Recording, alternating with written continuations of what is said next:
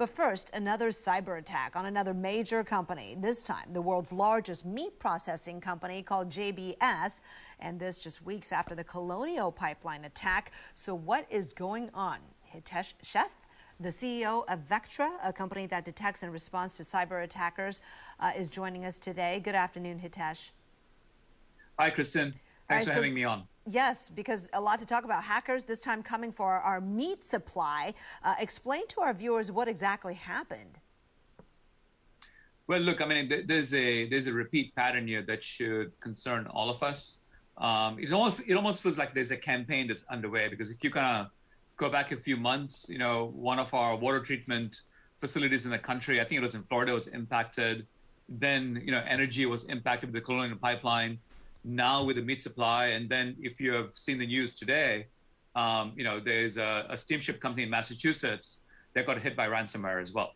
And here, it almost feels like there's a concerted effort to disrupt our daily lives, and that should be of tremendous concern to everybody. Okay, before we get more into the 30,000 feet view, I want to ask, what is the upshot this time for us, the American consumers of meat? I mean, are we going to see meat prices go up the way we saw gas prices go up after the Colonial attack? And how long does that last?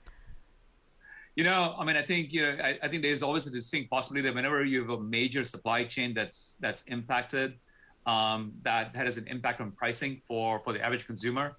So there's a distinct possibility that, yes, you will see a commodity item like meat supplies, the pricing could go up over the coming days and weeks. Okay, so for folks who don't understand how cyber ransom works, explain to us. The hackers get in, tell us what they get, what they hold for ransom, and what a company has to do to, get their control back.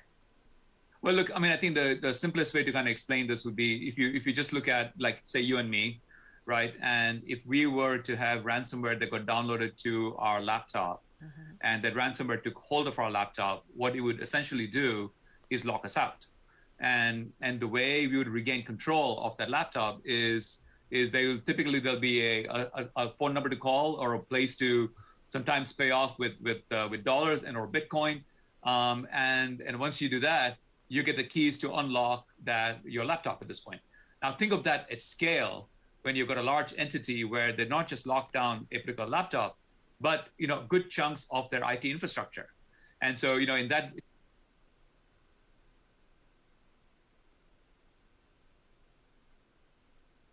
X million dollars, and that's the way you get control of your devices back. Okay, so it looks like they're coming back on, right? JBS is settling this, but I'm wondering, what does this mean? Now let's look at the broader picture of why is this happening more and more? Like, where is our collective weakness here? Where is the penetration point? Look, I think the hard reality here is that for the attacker, you in essence have an exponential opportunity to go and break in, right?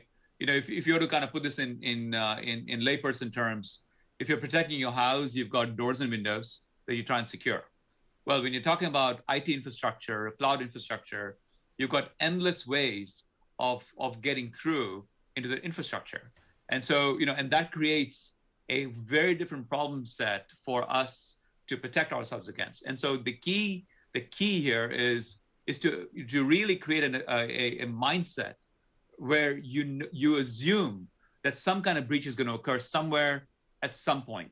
So it's not just focusing on stopping something, but it's what you can do to really detect the attack as it's happening in as close to real time as possible.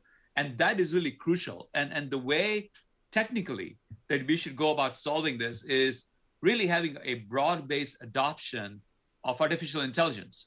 And this may seem for a lot of the viewers like, well, this is a bit far-fetched. Does it really work? Is it true?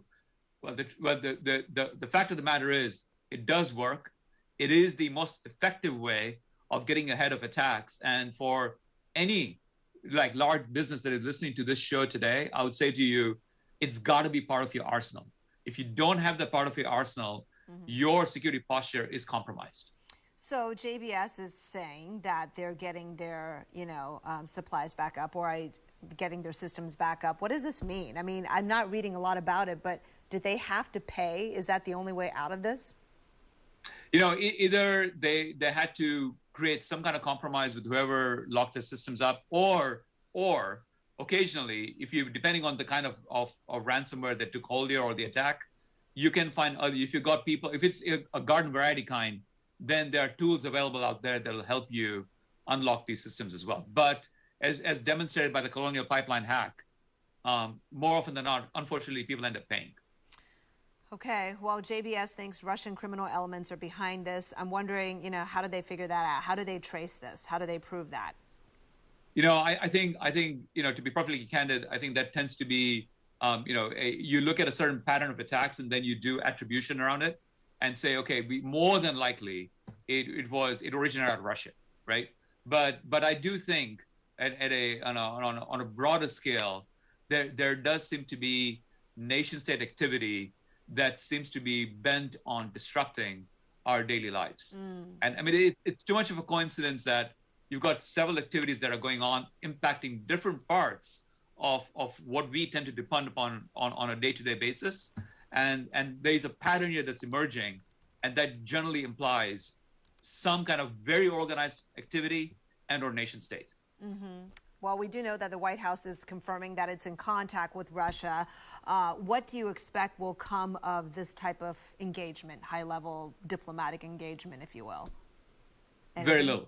I wish I could tell you that it's going to lead to some kind of grand resolution. I honestly think yes, we are obligated to go and have this discussion as we should. But if history were to be an indicator, very little is going to come of it, and this is just not going to stop anytime soon. All right. I mean, this is certainly a big disruption to our economic sectors. But I wonder if there's any chance that these are related to what we remember last year in the waning days of the Trump administration, the revelation, the solar wind hack that touched on all these government agencies, including Homeland Security. Is this related at all? Well, I think to the extent that it has emboldened people to say that, look, if we can get into the heart of the American government, then surely we can get into the heart of the American business as well. And I think what SolarWinds that hack unfortunately did is demonstrate that our most significant agencies are vulnerable, and therefore it's a fair assumption to make that some of our most critical industries are equally vulnerable, and it has enabled people to go and say, let's take a shot and see what happens. And unfortunately, they've been proven right so far. All right. Assume you will be breached and take actions accordingly.